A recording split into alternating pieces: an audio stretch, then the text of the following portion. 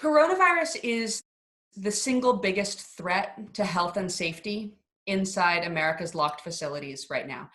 Former movie producer Harvey Weinstein reportedly tested positive for coronavirus in a New York State prison while serving his sentence for rape and sexual assault.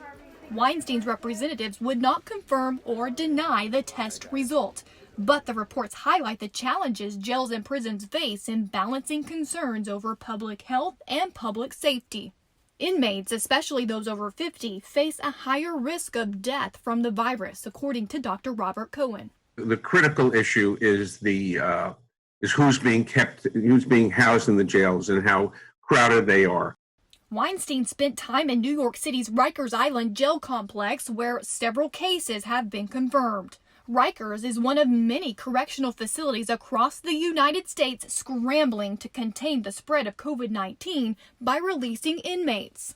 As the number of cases grows in correctional facilities, experts say action is long overdue.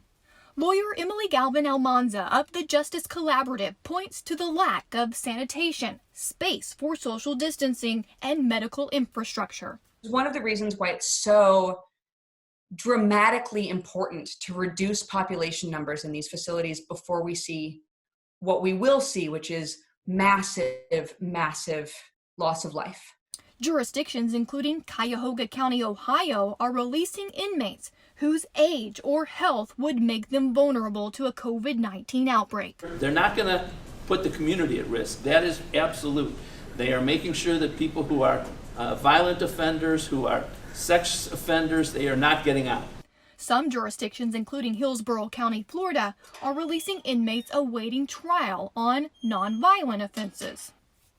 We have taken an emergency measure to release from custody 164 inmates who were arrested for low-level, nonviolent crimes. These defendants are the lowest public safety risk and were merely sitting in jail because they could not afford to pay the amount it would take to bond out. In California, officials say they are stepping up screening and safety protocols for inmates in custody. We're doing temperature scanning of everyone who enters those locations to ensure that no one who could potentially be infected is going to expose the inmate population unnecessarily.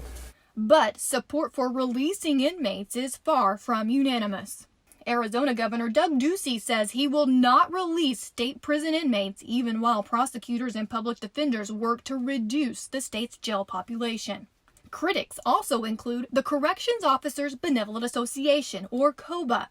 Its members work in 16 jail facilities in New York City, including Rikers. An inmate who's at high risk for disease may also be a danger to public safety, according to COBA. But the New York City's Board of Corrections says more drastic action is still needed. The population has to be substantially and rapidly reduced to allow the medical and security staff to cope with this epidemic. Reporting for Newsy, I'm Chanley Painter.